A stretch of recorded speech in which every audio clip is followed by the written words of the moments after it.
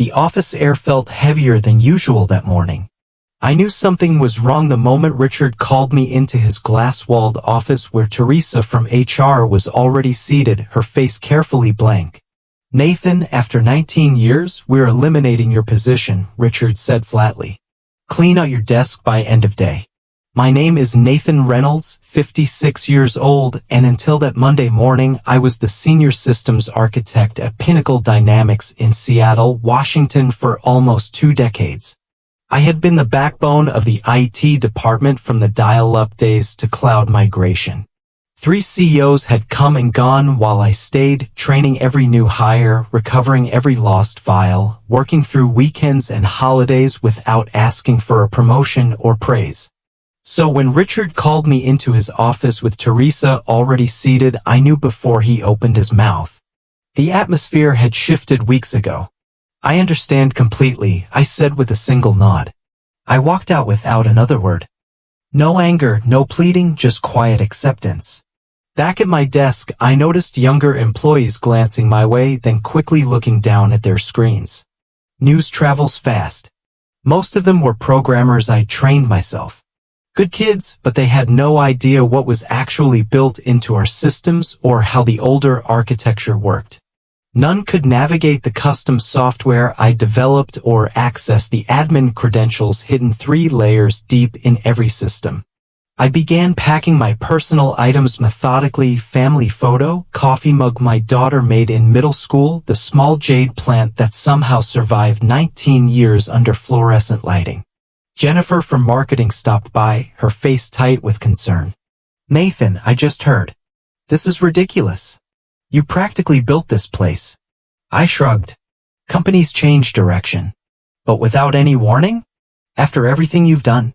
Her voice was rising, drawing unwanted attention. "It's fine," I said quietly. But it wasn't fine. I just wasn't going to create a scene. As I was leaving, Richard stepped out of his office to watch me go. No goodbye, no handshake. Just surveillance to ensure I actually left. What none of them had bothered to notice over the years was that I had become the most critical person in the entire building. Not because I was exceptional, but because I was thorough. I documented everything, set up secure audit protocols years ago to track unauthorized access at the request of the legal team during a past scandal. I also had copies in my car. I sat for a moment looking back at the 14-story building where I'd spent most of my adult life. The security badge I'd just surrendered had been renewed 18 times. I started the engine and drove home. They had no idea Thursday would be interesting. I'd been with Pinnacle since it was just 2 floors in a business park. Started when my daughter Emma was in preschool. Now she was finishing her residency at Boston Medical. The company grew and I grew with it. Turned down offers from competitors because loyalty mattered to me. My wife Elaine used to joke that the servers were my second family. She wasn't entirely wrong. I knew every system, every workaround, every backdoor solution to problems the executives didn't even know existed. The infrastructure I'd built had survived 3 acquisitions and countless innovations that management embraced then abandoned months later. Richard became my boss 4 years ago, young MBA type who called our department digital assets instead of people. He had ideas about optimizing workflows and leveraging synergies, buzzwords that usually meant doing more with less. At first, I tried to help him understand our systems, the complexity buried under years of growth and adaptation. "We need to pivot toward agile infrastructure," he'd say in meetings, looking right past me. 7 months ago, he brought in a consultant named Marcus Henderson. Tailored suit, practiced smile, Yale degree displayed prominently on his LinkedIn profile. They'd huddle in conference rooms, speaking quietly whenever I walked by. For months ago, I noticed my access permissions being quietly modified. Nothing obvious, just small changes to administrative controls. I could have protested, but instead I watched. Documented. "You've been quiet lately," Elaine said one night as we sat on our deck overlooking Lake Washington. "Is everything okay at work?" I nodded, swirling my scotch. "Just changes. Nothing I haven't seen before. But these changes felt different. I was being sidelined in meetings. Emails about system upgrades stopped including me. Younger team members were assigned to projects I would normally handle.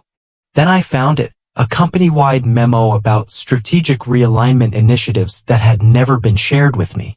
It outlined a complete restructuring of the IT department under new leadership, Marcus Henderson. My position wasn't even on the organizational chart. That same day, I discovered something else while running a routine security scan, one of those background tasks no one else bothered with anymore. I noticed unusual patterns in our financial software, regular transfers to a vendor I didn't recognize, Summit Solutions Alliance. A quick search showed it was registered just last year with a business address that led to a mailbox rental shop in Bellevue. The authorized payments had started small but were growing each month. I didn't say anything. Just noted it, copied the records, and continued watching. Sometimes the quiet man in the corner sees everything precisely because everyone thinks he sees nothing. The morning after I was let go, I sat in my home office staring at my personal laptop. No alarm had woken me, no commute waited, just silence and the weight of what had happened. Elaine brought me coffee, placing it beside me without a word. After 23 years of marriage, she knew when I needed space. "I'm going to the farmer's market," she said eventually. "Need anything?" I shook my head. After she left, I unlocked the bottom drawer of my desk and pulled out a flash drive, one of several I kept secure.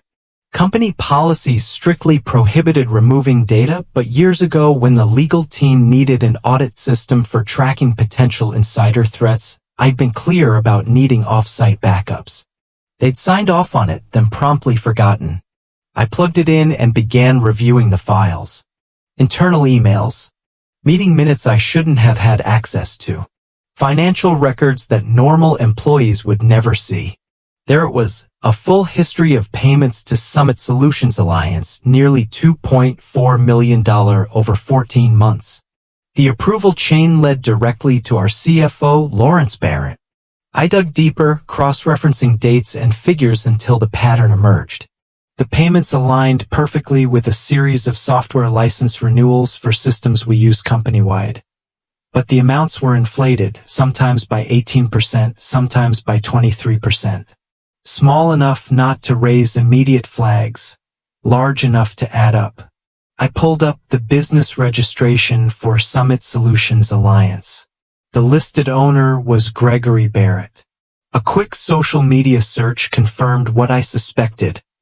Lawrence's brother-in-law. They were siphoning company funds through fake markup on legitimate expenses. I leaned back in my chair, feeling something shift inside me. Not anger exactly, something colder, more focused. For 19 years, I'd solved problems, fixed systems, protected data. I'd been the reliable one, the steady presence who never caused waves. And they discarded me like outdated hardware.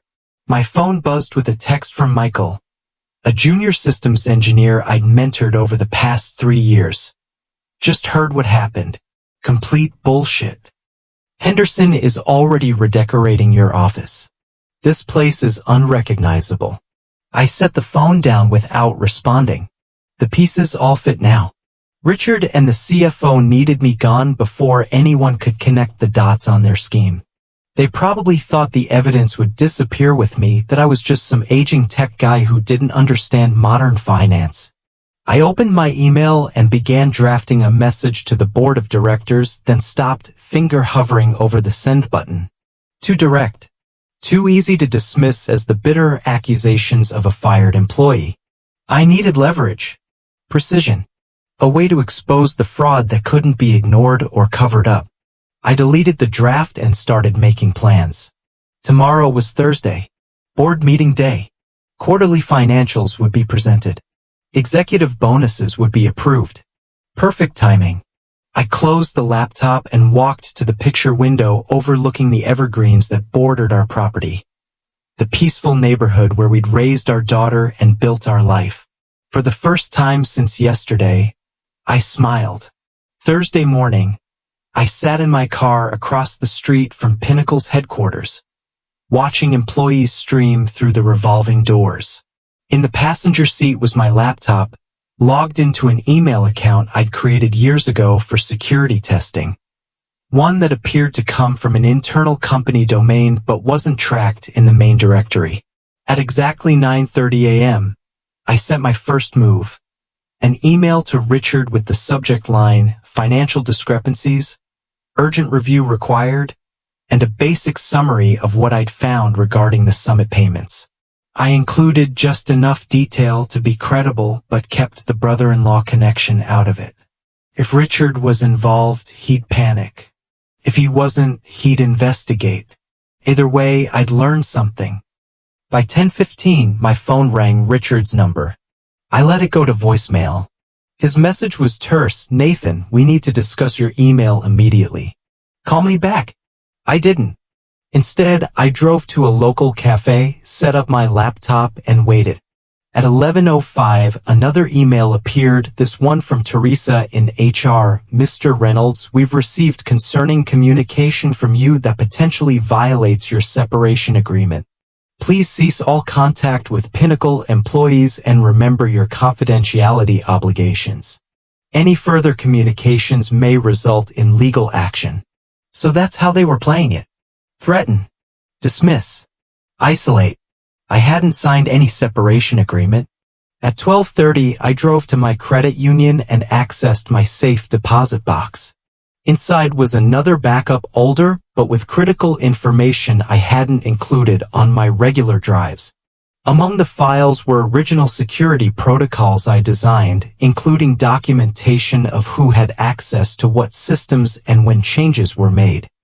According to these records, Lawrence Barrett had personally requested expanded access to the financial approval systems 14 months ago, right when the summit payments began. Back home, I found 3 more missed calls, Richard, Teresa, and now Marcus Henderson. I hadn't expected him to get involved so quickly. Interesting. I checked my personal email to find a message from Michael marked, "Urgent, Nathan, they're saying you sent some crazy email about financial fraud." Henderson called an emergency meeting. "Everyone's talking. They're revoking access to everything, even the legacy systems we need to maintain client portals. What the hell is going on?" Poor kid. Caught in the crossfire. I sent a brief reply, "Stay clear of this, Michael. Watch and wait." At 3:45 p.m., my home phone rang, a number I hadn't used for business in years. I picked up but said nothing. "Nathan, it's Lawrence Barrett." His voice was practiced, controlled. "We should talk about your concerns.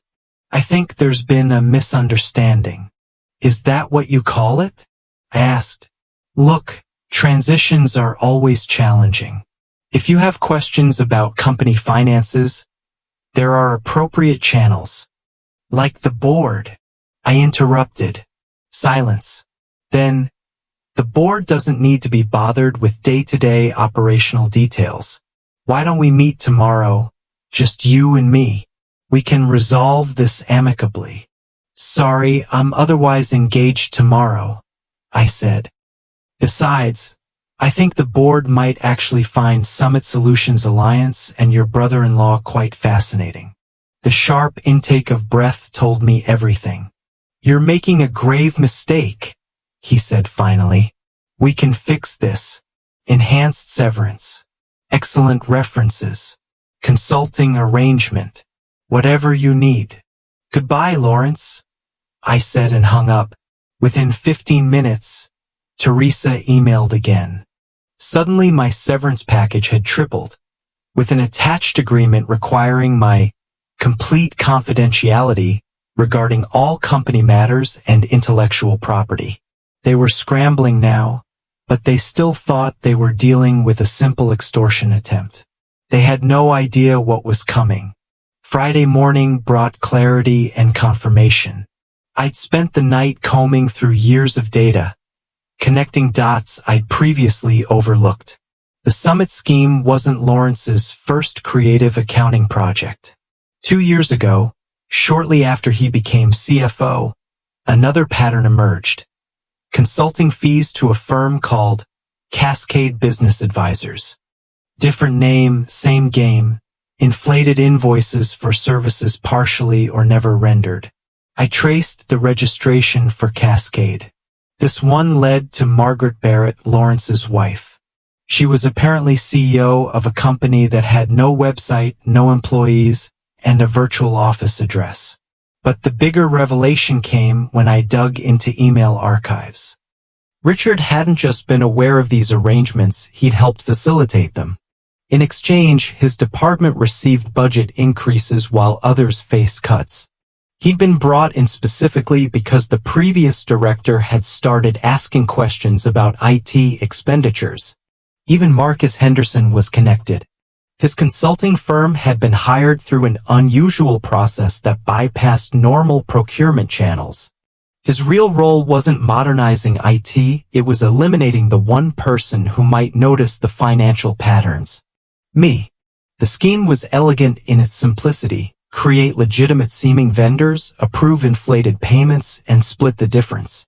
Since actual services were being provided just at marked-up rates, auditors scanning for completely fraudulent charges would miss it. Over 3 years, they diverted nearly $5.7 million.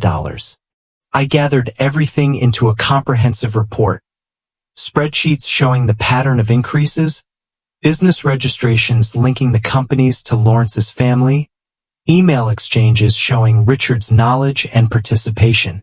Then I did something they wouldn't expect. I contacted Catherine Wu, a board member I'd worked with years ago during a security compliance initiative. She was semi-retired now but still attended quarterly meetings. "Nathan Reynolds," she said, answering on the second ring. "It's been a while. I heard about your departure." "Not by choice," I replied. "Catherine, I need 20 minutes of your time. It's important." A pause. Then, "This related to why Lawrence and Richard have been looking so tense?" "Yesterday's board meeting was unusually strained." "Very likely," I replied. She sighed. "I've always respected your judgment, Nathan. Where shall we meet?" An hour later, we sat in a quiet corner of the Seattle Art Museum Cafe. I handed her a sealed envelope containing a printed summary and an encrypted drive. "That's everything," I said. "Dates, amounts, connections. I'm not looking for reinstatement. I'm not looking for compensation. I just want the right people to know." Catherine studied me. "Why come to me?" "Because you actually examine the numbers. I've watched you in meetings. You never accept the first explanation." She nodded slowly. "There's an emergency board session tomorrow. Audit committee review. Interesting timing, Nathan." She pocketed the envelope. "If this is substantiated, there will be serious consequences. I'm counting on it." As I walked back to my car, my phone buzzed with a text from Elaine. "Someone named Marcus Henderson came by the house asking for you. Said it was extremely urgent. I told him you were unavailable. They were getting desperate." Good. That afternoon, I received job offers from 2 competing firms, both for positions well above my previous role, both offering substantial signing bonuses. Word had spread quickly about my unexpected availability. I ignored them for now. This wasn't about finding another job. It was about finishing what they had started. That night, using credentials that should have been revoked but weren't, sloppy transition planning, Marcus, I accessed the company's email server one last time and scheduled a message to be delivered to every board member at 8:15 a.m. tomorrow. Before approving Q3 executive compensation, please review this critical information. Attached was my full report. Saturday morning dawned misty and cool, typical Seattle spring weather. I sat on my covered porch with coffee, watching raindrops collect on the cedar railings. No alarm clock, no commute, just waiting. At precisely 8:15 a.m., my scheduled email delivered its payload to the board members. By 8:47, my phone began to ring. Numbers I didn't recognize. likely board members' assistants scrambling to reach me. I let them all go to voicemail. At 9:30 a.m., the Emergency Audit Committee meeting would begin. Catherine Wu would be there with my documentation in hand, watching reactions as my email was discovered and discussed. At 10:12, Michael texted, "Security just escorted Barrett and Richard out of the building. Henderson looks like he's going to throw up. Police are in the conference room. What the hell did you do?" I didn't respond. The wheels were turning exactly as I'd anticipated. By 11 a.m., Pinnacle's chief counsel called. Unlike the others, I answered this one. "Mr. Reynolds, this is Victoria Hayden from legal. We need you to come in immediately to discuss information you've provided to the board." "I'm available by phone," I replied. "This really requires an in-person discussion." "No, it doesn't," I interrupted calmly. "Everything I know is in that report. Everything I have is already backed up in multiple secure locations. If anything happens to me or my family, additional copies go to the SEC, the Washington State Attorney General, and for major news outlets." Silence. "Mr. Reynolds," she finally said, her voice carefully measured. "The board is treating this with the utmost seriousness. They've already placed several executives on administrative leave pending investigation. They would appreciate your cooperation. I've cooperated fully by providing complete documentation. My part is done." After she hung up, I drove to a small inn on Whidbey Island. No sense being easily found today. Over lunch, news began breaking on local business sites. Pinnacle Dynamics executives under investigation for financial irregularities. No names yet, but that would come. 3:15 p.m., Catherine Wu called. "It's absolute chaos," she said without preamble. "Lawrence broke down once confronted with your evidence. Trying to negotiate a deal, blaming Richard for orchestrating the whole thing. Richard is denying everything, and Henderson claims he was merely a consultant with no knowledge of financial matters. The board isn't buying any of it. We've suspended all three pending thorough investigation. The money. Forensic accountants are coming in Monday. Preliminary assessment suggests upwards of $5.8 million diverted over 38 months. Possibly more we haven't uncovered yet." I nodded to myself. I'd been close. "The board wants to meet with you," Catherine continued. "About returning. Not to your previous position. We're creating a new role, Chief Information Security Officer, reporting directly to the board." I'd anticipated this possibility, but still found myself surprised. "I'll consider it," I said. That evening, I told Elaine everything. She listened without interrupting, then asked, "What do you want to do?" Good question. The reckoning part was complete.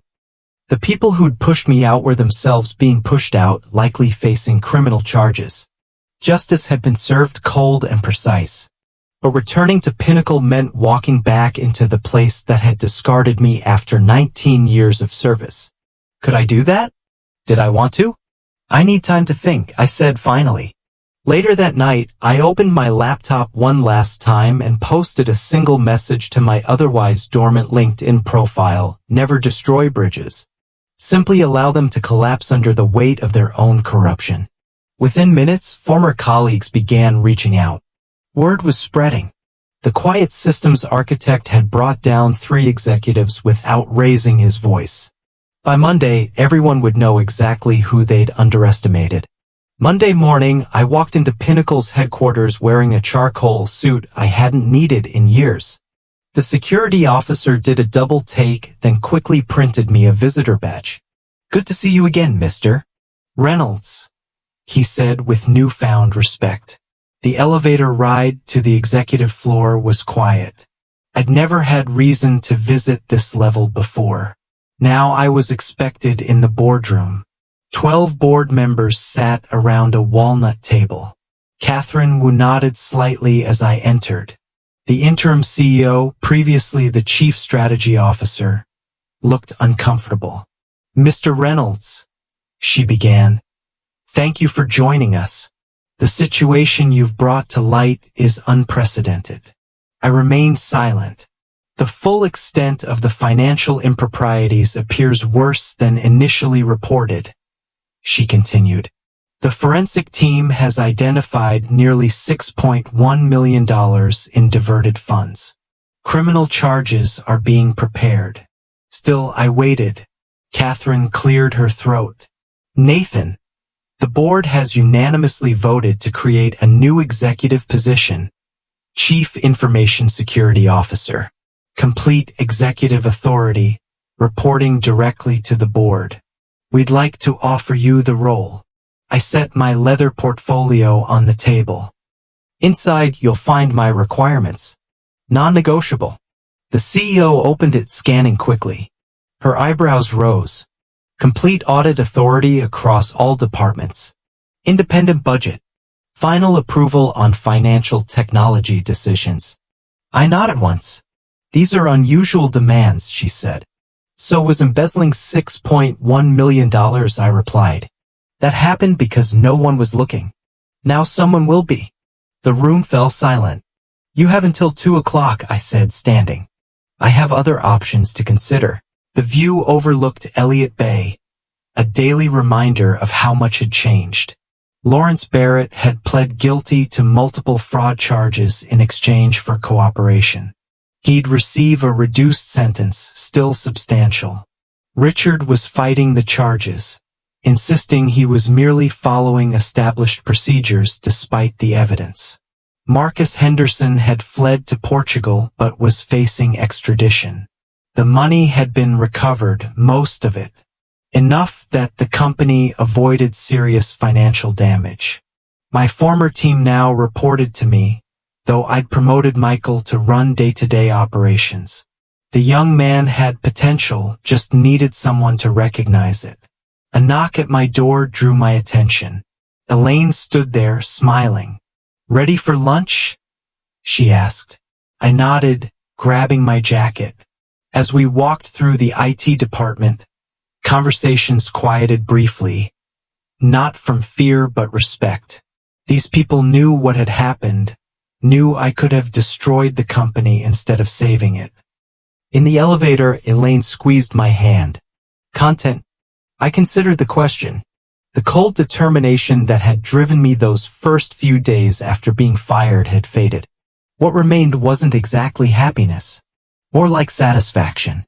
Completion. I'm at peace, I said. Outside, the April sunshine broke through the clouds as we walked to a nearby restaurant. My phone buzzed with a message from Catherine Wu. Board approved your cybersecurity initiative. Unanimous vote. I smiled slightly. No arguments. No questions. Just trust. Elaine noticed my expression. What is it? Nothing important, I said, sliding the phone back into my pocket. Just thinking about bridges. Some collapse under their own weight. Others, once properly reinforced, become stronger than they ever were before. I'd built this one right this time.